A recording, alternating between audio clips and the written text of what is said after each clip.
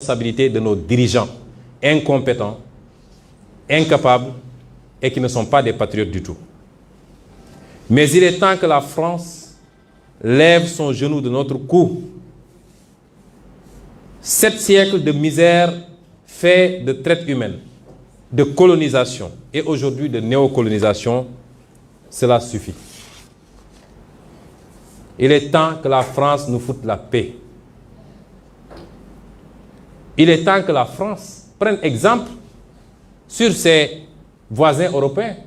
L'Allemagne est la première puissance économique d'Europe, loin devant la France. La 3e ou 4e puissance économique du monde. L'Allemagne n'exploite aucun pays, aucune colonie.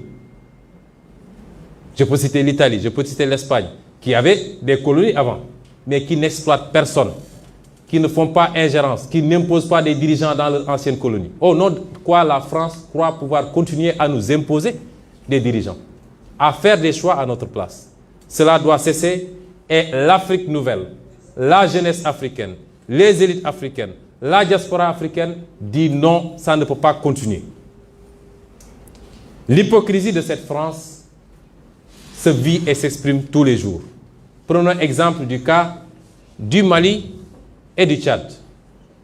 Au Tchad, où le processus constitutionnel a été interrompu, la France a applaudi et son président est allé consacrer le nouveau roi.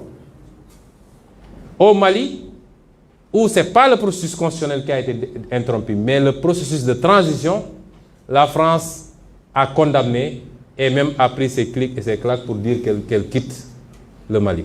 Ça, c'est de l'hypocrisie. C'est le 2 poids, 2 mesures.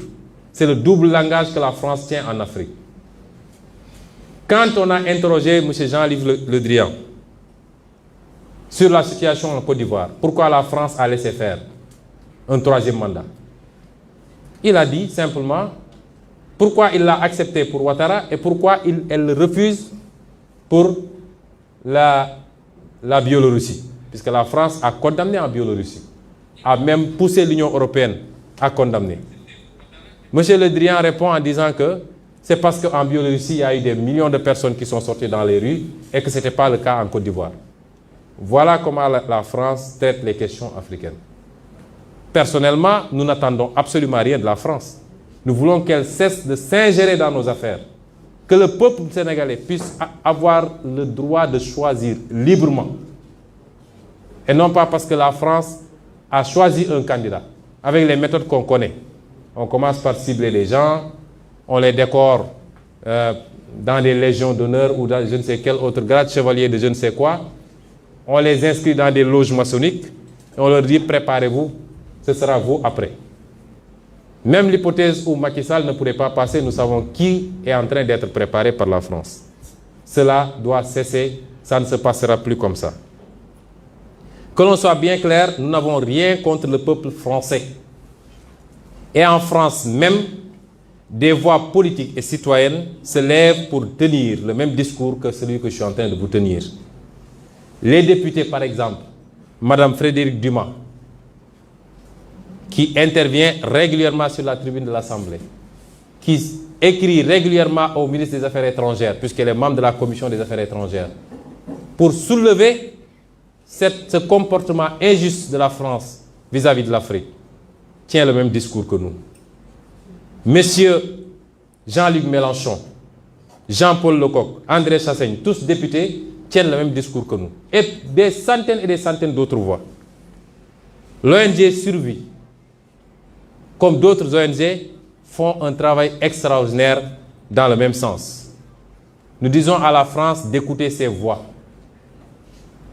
qui lui parlent de notre schéma, d'une autre collaboration entre l'Afrique et la France. Beaucoup plus juste, beaucoup plus équitable, mais beaucoup plus durable. Si elle sait l'écouter, je crois que nous aurons de beaux jours devant nous dans le cadre de la collaboration. S'il ne sait pas l'écouter, pensant pouvoir continuer à fonctionner comme du temps de nos grands-papas, cette jeunesse africaine ne l'accepte plus. Il faut que la France se prépare à une rupture définitive et à quitter l'Afrique.